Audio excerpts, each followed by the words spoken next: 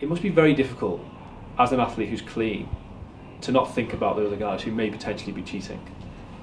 But haven't you got to try and just, Wendy, I don't know if you're the same in terms of the athletes that you deal with, just do the best you can and it'll be fine? Or do you have to take it into, I mean, you mentioned it before that it consumed you in many ways knowing that somebody else was doing something. Well, because I openly saw it happen. Well, that helps. So when you absolutely see it and you've seen it happen and you know that when you see it and you report it, then something's done about it, that you feel good, but then it ruins my competition. However, I felt a lot better that that person then wasn't ever going to ruin anybody else's. However, that person then became a coach. That her athlete competed in the Olympic Games 2012, subsequently lost her, I think she was 5th in a heptathlon or 6th, and then got banned because she was coached by the person who had a life ban. You know, so and that happened.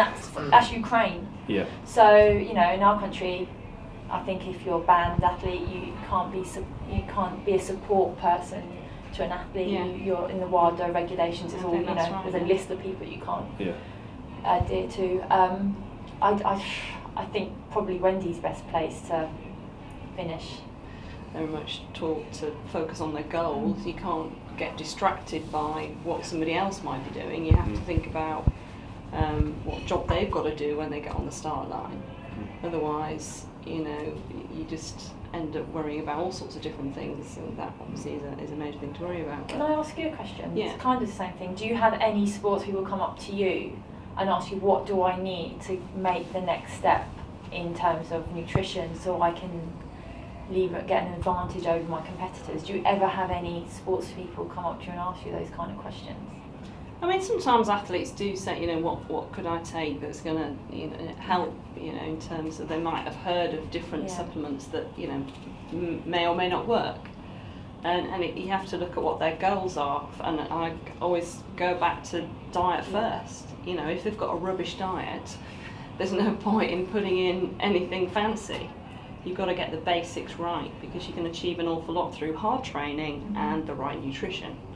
And then, yeah, there may be instances where there are certain supplements that there's lots of research on that may be useful in certain sports, and then you might talk to them about that, and then if that's deemed to be something that will be useful for them, then you then look at the risk and where do you source that supplement.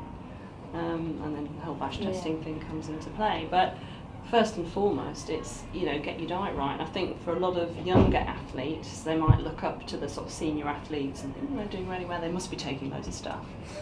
But actually, a lot of them don't. And they sort of think that it tends to be the younger ones that want to sort of run before they can walk, if you see what I mean. You know, they want to get to the next level, but the only way to do that is actually to do several more years of training. It's amazing. So it's all right. So they're role models because on social media, Twitter, Facebook, you know, they're saying, oh yeah, well, I'm sponsored by this supplement company, this is what I have, you know, why don't you just do a big plate of lovely food? This is what I eat after training. Exactly. You just see more, you see a lot more, which is obviously good for the supplement companies, but it seems that supplements come first, food comes second, and I think a lot of athletes feel that supplements give them the edge. Yeah. And when it's right, it's actually, you know, just having a great diet. Supplement means I'm supplementing my diet, not supplement in my food. Yeah, supplement my food. It's like, so people get the wrong impression. So when I coach on the track and I see young people with protein this and aminos this, where are they going to go when they get into their 20s? Yeah. They've already started it. And Chris has got to be diet first. That is our stance. You know, an individual's diet must come first, and you know, with Wendy's advice, they choose the right diet. The reality perhaps is that not everyone does have the perfect diet, and that's where supplements can play a supplementing role to ensure that we are helping Wendy educate the athlete on what are the right supplements, and we put the control in Wendy's hands, so it's very easy to recommend our products. We've taken all the necessary steps to ensure those products have undergone the correct quality control procedures. You know, that batch certificates are made available to the athlete, and that everything is very, you know, very traceable and very obvious to the athlete. This is a safe product to use. Perhaps where we can do more is helping athletes who haven't got support staff like Wendy and are recommending them the precise products. How can we help educate them more and help promote clean sport to those individuals who haven't got that direct access to someone recommending this specific product, so they're not going and buying something that isn't necessarily safe to use. So it just comes back to educating the athlete, I guess. Are you involved with that directly, or is it more a case of doing it through experts?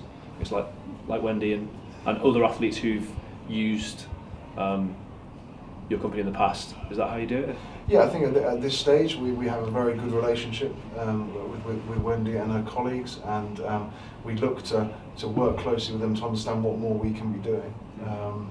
And I think as long as we're taking all the necessary steps to make it easy for Wendy to recommend our products, hopefully from there we can understand more and do more to help.